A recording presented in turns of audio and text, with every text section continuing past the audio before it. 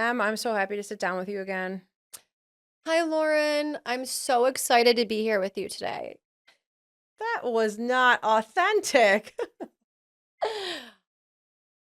Hey, Laura. How's it going? I'm really happy we get to sit down again and Me do too. this. This is my favorite part of my month now. Talking about random things with you Yes. is something I live for, It's actually. actually it's actually centering. Yeah. I was going to say that. I'm excited. Yeah. Let's go. Let's go. Well, you are my go-to. So are you. When I got a hot take on a basement, for example. Basements. All right, let's spitfire basements. Three main types, right? I don't think a lot of people know this. And I think a lot of people look at poured foundation and even think it's block, but we got poured, block, and stone. Stone's going to be your typical you see in those homes. Turn of the century. Yeah.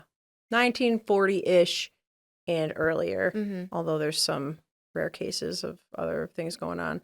And then you have block, which are cinder blocks stacked. They've gotten a little better with that over the years, in terms of making them a little more structurally sound. But the newest and most advanced technology is poured foundation.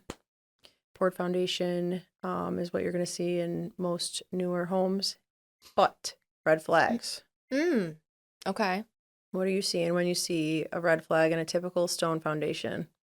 Red flag, Stone. but also okay to a degree, That's just right? so specific and pointed. What I love about you is how specific and pointed and organized you are. 2, 3, and 4. Here are the things we're looking for. Well, I generally, like any showing I'm on, or anytime I'm going to tour a property or meet with a seller, but usually we'll say buyers, first time home buyers, always. I'm walking down the basement stairs and I'm going to say at a certain point, okay, we're now entering the most important part of the home.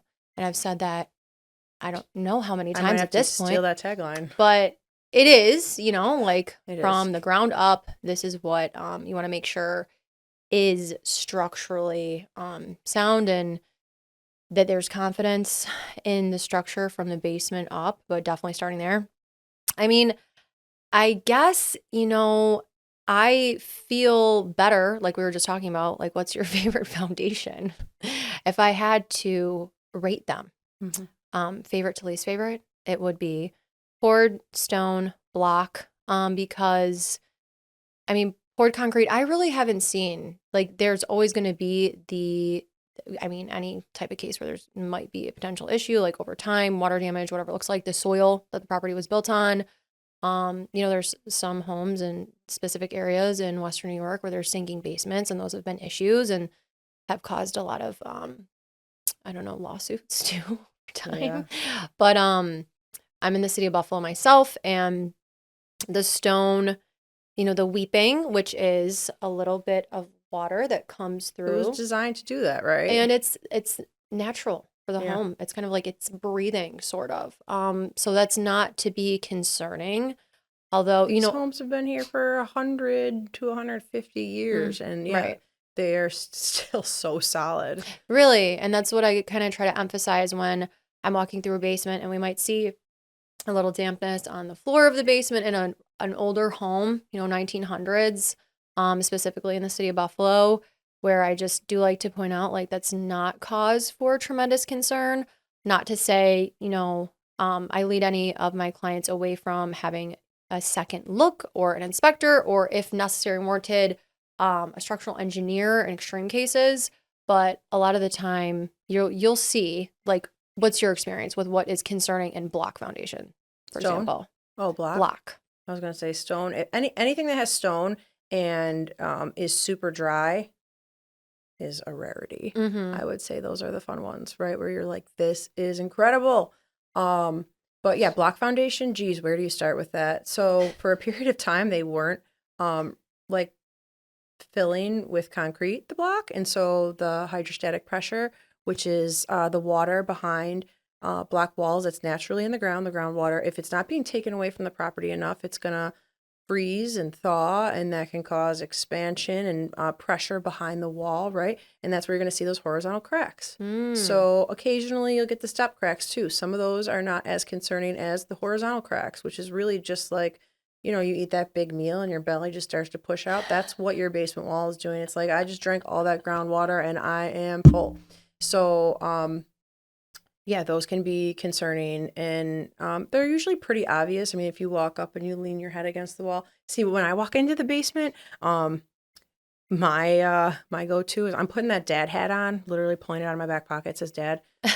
Just kidding. But I'm like, how can I teach you as much as I can about a basement right now, especially if it's a first-time home buyer? And even if it's not a first-time home buyer, a lot of people don't know. It's not common knowledge Mm-hmm. to know about basements. But yeah, block foundation, horizontal cracks are your number one red flag. Okay. Some of them do have built-in weep holes at the bottom where they're drilling little holes in, and you know the point usually is to divert that groundwater to the drain tile, back to the sump pump. The sump pump's going to take it and it's going to spit it out, hopefully as far away from the home as possible. Right. So if your gutters are good, if your leveling around the home is good, or if it's bad, if any of those one things are bad, if you have too much groundwater, whether that be from gutters, whether that be from even your sump pump, if it's discharging right at the house, it's just going to go back into the groundwater, Mm-hmm. back into the drain tile, back into the sump pump, and you're Right. cycling over and over again. So yeah, you'll see issues with any of those things. But then poured foundation, it's like the baby child of them all, and I think the most loved and has had the least amount of issues. But still issues, right? Like what would you consider normal when you're walking into a home and you see cracks in poured foundation? I mean, I haven't seen a tremendous amount of horizontal cracking. I've Oh, seen vertical, vertical. right? Yeah, Yeah. vertical is Um, normalized. Sometimes, and even then, a lot of the poured concrete is they're in newer homes, newer builds. It's not every single one that has insulation over it, but a lot of these homes there is No. insulation that's covering a lot of the structure. So I was at an inspection yesterday, and so the inspector made sure to take the time to walk the perimeter, check the exterior for any telltale Cracks? factors Yeah. of potential cracking. And two did mention, which I thought was interesting, I learned just about building out your basement or putting up drywall when there is insulation, that it makes more sense, I guess, to flip the insulation the other way so that there is a barrier for the home to breathe essentially too for the moisture if you're going to refinish it, which is something I did not know before. Fun fact. Yes. Always learn something. Every inspection, I learn one new thing. Yeah. So, I mean, all in all, I think, of course, guide your clients, or whoever's listening, talk to your agent about the places that, I mean, structurally, it does depend case by case. It's not every single house in Kenmore there's an issue with block foundation, but you just want to make sure you get down there Pretty common and though. that, right, and that you know what to look for. So, Yeah. everything you just said, very informative. Yeah. Good stuff. Two little examples that I guess I'm a little traumatized. I had a home inspection once with the poured foundation. Had a couple vertical cracks. I usually think no big deal. Maybe they've been addressed. Maybe they haven't been addressed. Talk about the cost. If they haven't, it's usually not overwhelming. But if you see V cracks in the corners, right, where two corners meet, and then there's a V that comes down one side and the other side, you got to go check the outside of that house. If that's present on the outside of the house, it's a really good indication, even if it's not present on the outside of the house, that that wall could be tipping forward. Check more than one corner, right? If both corners of one wall have V cracks in them, that wall's probably tipping forward. I had a home inspector tack up a string with a weight on the bottom right on the joist at the top of that wall. And, because you look at a wall and you can't, if it's poured foundation, you can't necessarily tell if it's kicked in a little bit, Mm-hmm. right? Not like the block. The block gets that belly, right? Yeah. That horizontal line because it's got that weak point between the blocks. But yeah, like the homeowner had lived there for X number of years, I don't know, 5, 10 years at the time, and had no idea and that their wall was starting to kick in. That's not something you want to necessarily find out when you're selling your house. So yeah, things to look for, but I try to point all those things out as much as I can, right? I'm not a foundation expert, but it helps to be Right. aware of these things. Yeah. Through experience, dad hat, put it on, point it out, Dad hat. value add. Yeah, always. Mm-hmm. That's the goal. Let's talk about best, I would say, small and big ways to add value to your home. The best ROI, return on investment type repairs that you can do. Because if your clients are anything like mine, they're calling me back years later and be like, hey, we're thinking about doing this, but do you think it's going to add value or take away value? I love that, by the way, when they do that. So what is your first question when they call you? What do you say to them? Why am I they're asking me a question. Well, I guess I would think. When are you planning on selling? No, like, what's your budget? What's your price point? Because I could think of, 15 things off the No, top but of if my they call head. me, I had somebody call me a few months ago and say, we're thinking about putting a deck on this summer. It's going to be this big. It's going to chew up some of the backyard. If we do it this big and I spend this much money, am I going to get a return on that? And it was Okay. like $100,000 deck or something. You have to look Hmm. at the price point of the house. And, I think that's amazing to think in advance. I'm going to call my realtor and make sure that this Oh, investment yeah. makes sense. That's really smart. But there's a lot of little things that people can do when they sell or other things they can do over time. I think a hidden ROI that people undervalue, and I think is really important when I'm listing homes and I'm always having them do last minute curb appeal. Okay, but which part? It's like the entire thing. When you walk up to a house, your first impression, right? Mm-hmm. Also, when people are looking at listings, first thing they see is the exterior photo. That's required, by the way. Yeah, it is so undervalued and so important. People want to brag about the house that they're buying. If they're spending so much money, they want it to be something that is looked at as valuable. I mean, you could have incredible curb appeal and a lot of things outdated on the inside, and they're going to value a house more than, I mean, just think about the flippers that spend all this money on the inside and just always leave the outside unlandscaped. The driveway's gone to hell, and they think people only care about the inside. That's so not true. Addresses, light fixtures, front door color. Those are the three things I usually attack on at least 50% of my listings. They're What was not the second done. one? Address numbers, your Okay. your light, Cool. your porch light, and your front door. I mean, making sure those are. And if you have a crappy storm door, sometimes if it's not in the budget, I'll just tell them take it off, paint the trim. Good point, Lauren.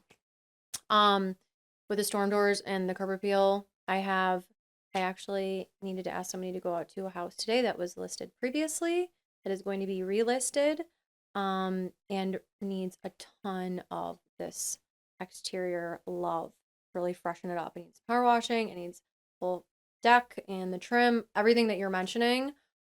Which I'm glad that I already was taking your advice ahead of time and I told the seller to take care of this stuff. I'm helping, um, to set everything up so that we're prepared for spring with a fresh face and a fresh start because it really goes such a long way. It's an awesome, I mean, the interior is beautiful. It has, great potential for income.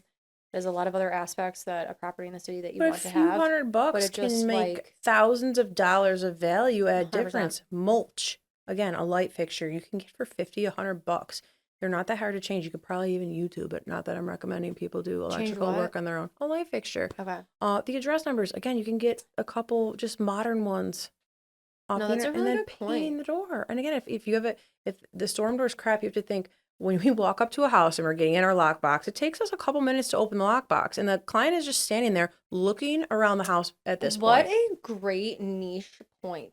Right? Like they're just They are staring and standing they're there already looking. formulating a decision about how they feel about the house. And if it is not looking really great on the And outside, inviting. they're already gonna feel they're gonna have their sensors going off that, oh, they're really not maintaining this out here. And they're gonna start hyper analyzing the inside in a Mm-hmm. different type of way. So Good point. yeah. So you want to set yourself up. Yeah. And That's like the easiest place to start that is cost effective for and makes sure. a huge difference for what you're going to see in terms of your return when you sell. Most people are finding their houses online, but the second most common area they're finding it is driving by on the for sale signs, right? Okay. And looking at the signs. So another way to grab attention, if it looks really nice on the outside, they're actually going to go home and they're going to open their computer and they're going to look up that house.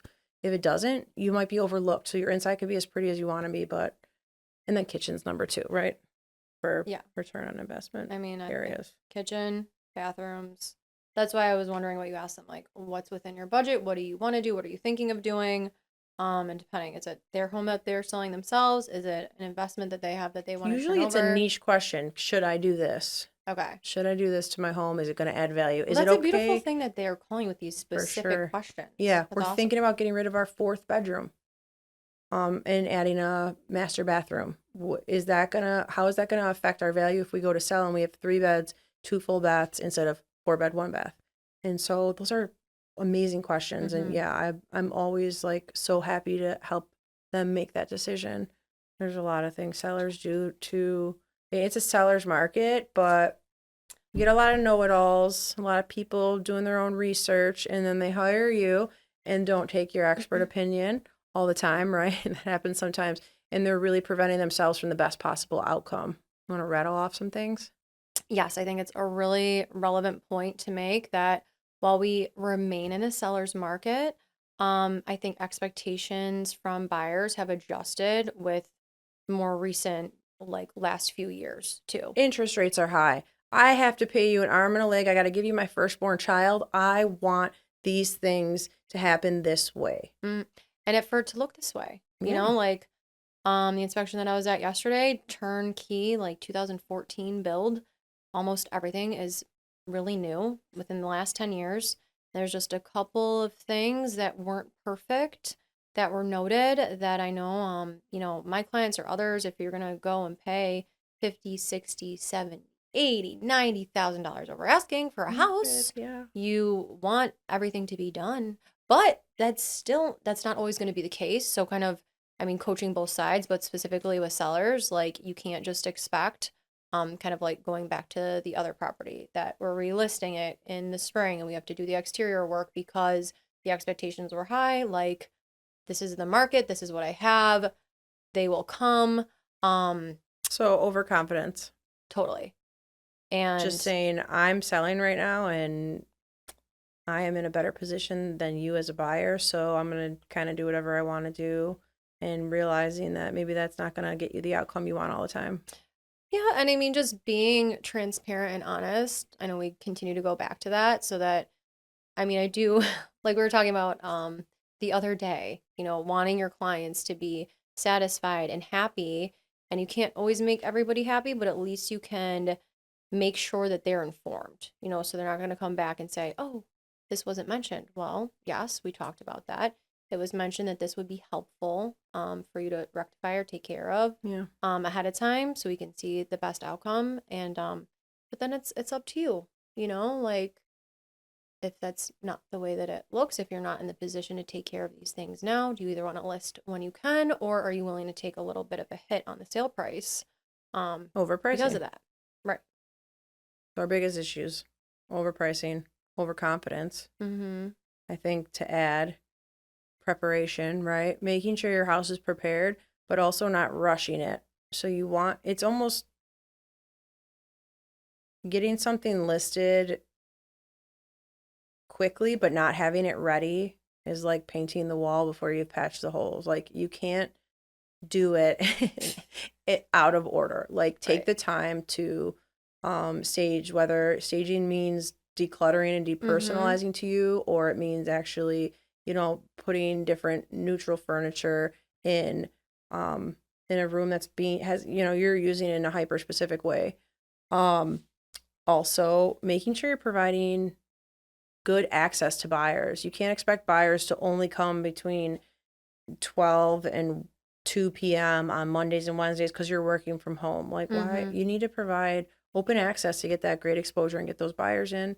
You only need a couple buyers to get multiple offers. Well, I think, yes, very true. And just kind of going back to the point from the other day of being accommodating for what your goals are and kind of, I feel like I bring this up all the time, like being willing to be open-minded and communicate and negotiate if this is what I'm seeking. My goal is I want to have a strong offer on my home that I'm selling and I need to relocate or whatever it looks like, or I need a tenant for my space.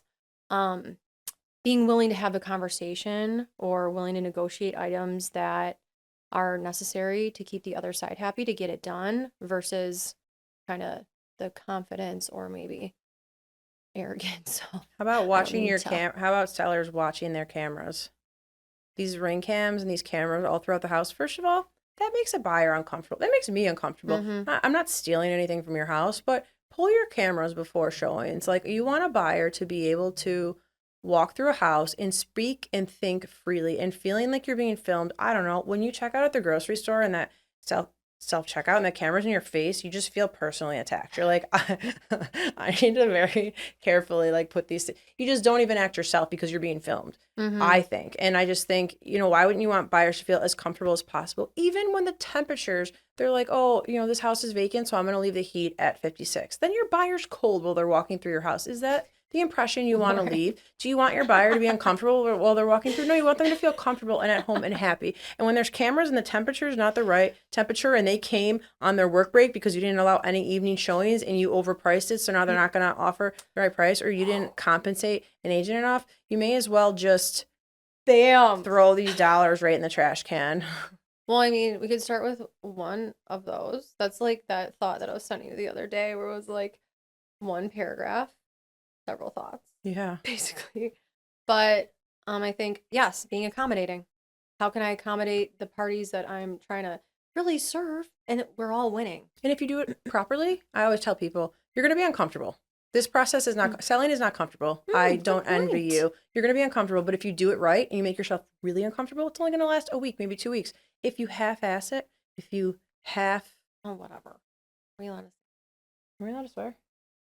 It's If you only give it half your all, if you're like, well, gotta make sure my dog goes to bed at 6 p.m. tonight. I don't know. If you have to make yourself uncomfortable for a little bit for the best case long-term scenario gains. Yeah. Yes.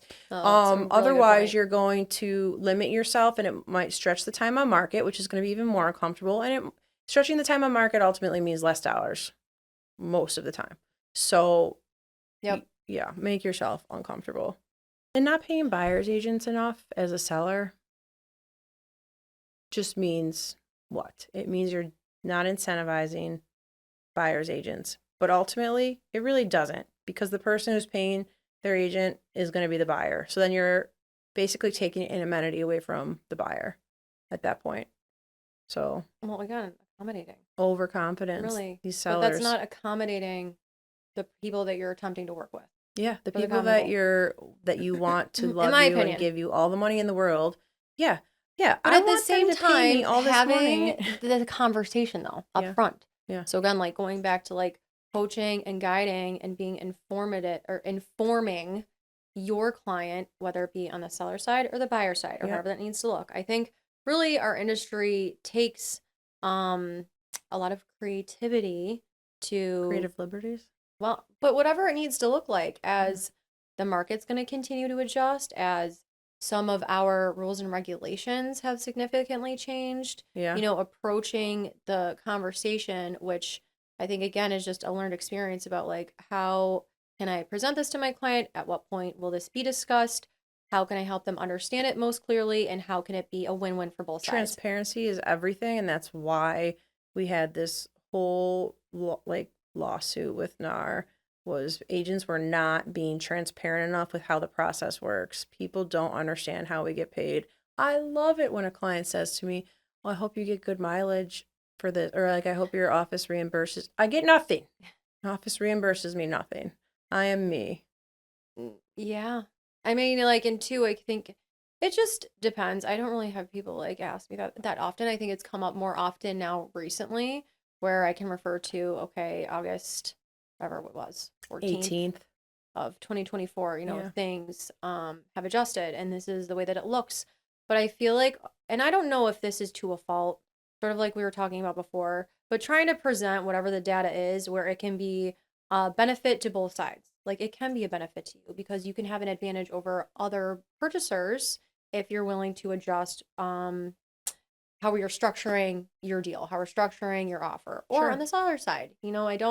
I think it would be an advantage to you, and it's just whatever your preference is, but this is the way I foresee you getting the outcome that you want this way. And then you tell me, you're the boss. I always say that. Yeah. You are the boss. You tell me. Yeah. This is what my professional opinion is. Here's the information. Right. You make the decision. Exactly. That's all we can do. And then We're giving enough information. Protect yourself. Yeah. So at the end of the day, when the outcome is different and it's like, well, okay, we did talk about this. Let's switch gears. Speaking of switching gears of a car. I don't think it's a secret that I have ADHD. I'm pretty open about that because I don't know if I could hide it even if I tried to hide it. But that comes with some struggles in a career in an industry where you need to multitask a lot and be doing a lot of things at once. And even if I add on to that, like in addition to the job that I spend so many hours of my life working, I have children, I have other, I don't say jobs, but my properties that I own and self-manage, it's kind of like another job, right? There's so many things flying around all the time, so many people you need. Oh yeah, and how about taking care of myself? Like let's not forget about that. Right. But ADHD in this industry, where do you fail? Are we talking Where do about I you? fail? What is this setup of this question? Listen, first Wait, of all, can I share your diagnosis or is this HIPAA? no, okay, if we're gonna go, we'll go hard tangent. Can we go hard? I'm gonna say, listen. Can we say Lauren's medicated ADHD, Emily's unmedicated No, ADHD? we can't. I'll speak for myself. Okay. Okay. I don't even like saying I have a diagnosis. I am who I am, and I'm a scatterbrain, but I get it all done.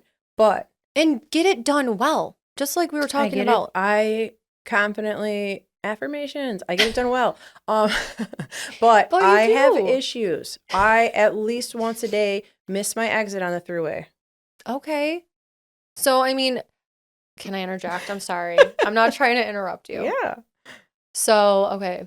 For example, last night, because I have had a long history of having trouble focusing. And like in the past too, I've been on the same thing and I've tried to like address it through the same resources as well. And while I'm not now, that doesn't mean that it isn't part of the, I don't want to say like struggle. I just want to know it's part of life. It's part of the life that we are living, where there's so many responsibilities that you carry and that you are effectively executing extremely well. Not just in my opinion, that is like across the board reality. But where we're not like 9 to 5ers clocking in, clocking out. Okay, like 5:30 p.m. dinner's on the stove. I'm gonna walk the pup, and then like 9:30, I'm gonna watch my shows, and you know what I mean? It's like not this standard mode of operations. Yeah, it's always we've created mass chaos. Something else. We are thriving. I actually don't do well without mass chaos. Right. You want to know why? Because the ODD side of my ADHD, which is you can't tell me what to do and when to do it, pushed me into this career field where I'm the boss of me all the time and I'm going to do what I want while also being a slave to my clients because I love them. But I think other struggles that I deal with on a daily basis include asking people to repeat themselves so often, consistently, because I'm also hearing my phone vibrate and the person who's talking in the other room and the music that's on and everything else. So like I'm not always hearing it. I'm like repeat, and then I feel like I sound like I'm dumb, or I ask a lot of questions because it takes my brain just like a little bit longer to process. But then I also learn 5 things by asking those questions, which is really cool. So like I'm educating myself, but also being kind of annoying. So it's just things that hide in plain sight. But I don't think that's annoying. I'm gonna send you this assignment that I had this week. I don't want an assignment because, well, would you want it if it helped you? Maybe.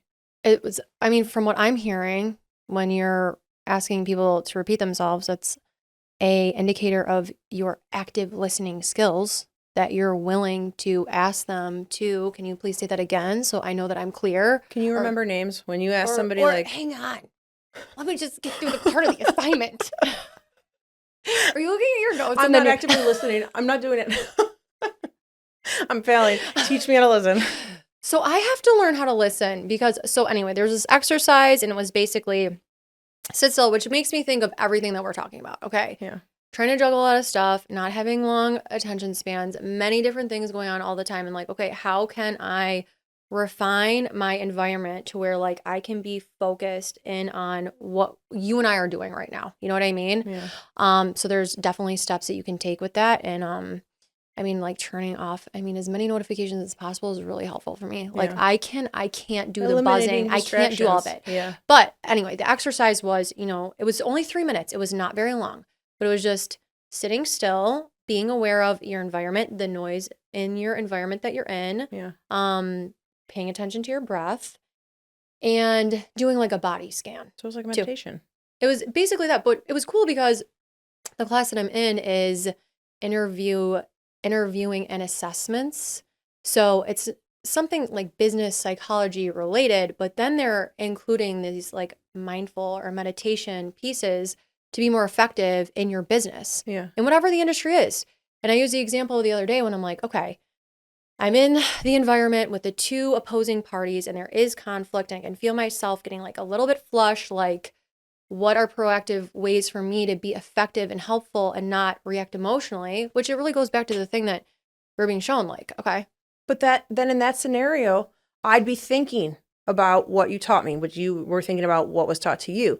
And then I'd realize I didn't listen to anything that was happening around me, which were important conversations I needed to be listening to. And then I need to ask them what happened again. If you were there and you're just trying to, I mean, I guess for me, and I don't think I did it well, I was reflecting after the situation.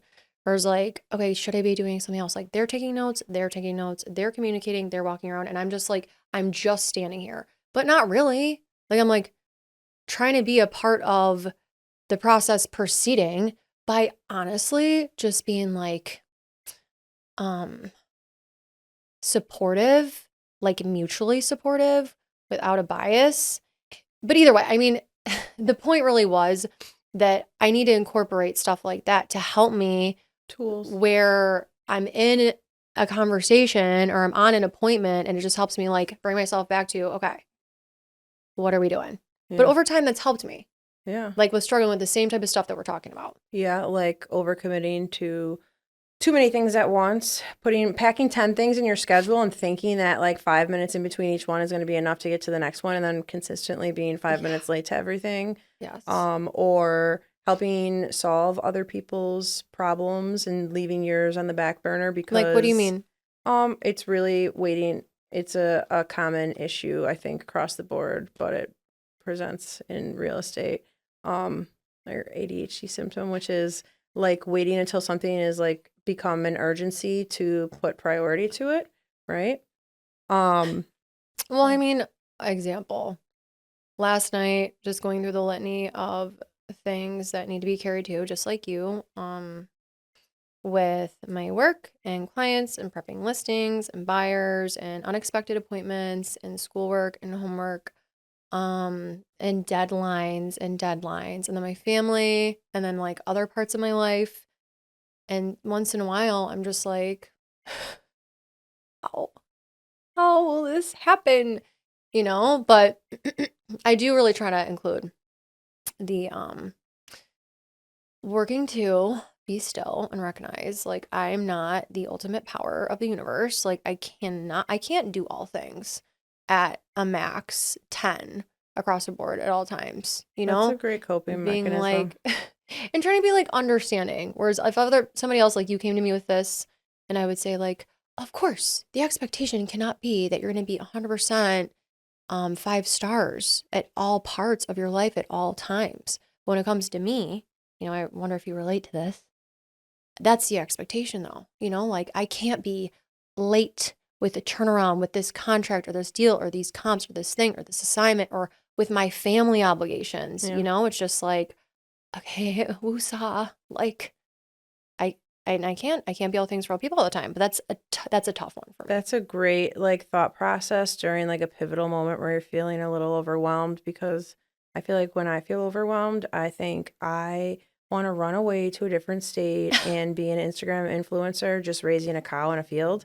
And so maybe I should shift gears and learn how to adapt a little better. Or I Well, run away. I don't know. That wouldn't be the worst life change in the world, right? well, I mean, I feel like you are constantly adapting, Lauren. An Of adaptation course. I'm looking forward to then if we're going to go into the future in my retirement, maybe. Today, we learned a lot. We did. We talked about random things like cows and ADHD, meditation, and basement wall repairs, how to get the best return on investment with some specific key choices when you're thinking about selling. And I The think dad hat that you use. my dad had, and Also. your one-liners, like I'm gonna incorporate all of these things into my daily life now. But um, I don't know. We got some. I think it made me think of some good topics for next time too. Yes, thank you. You taught me a lot as you continue to from the Same. beginning until current. So This thank is you. why I like being around you and You talking to you. too. All right, Thank you, Lauren. let's do it again. Okay.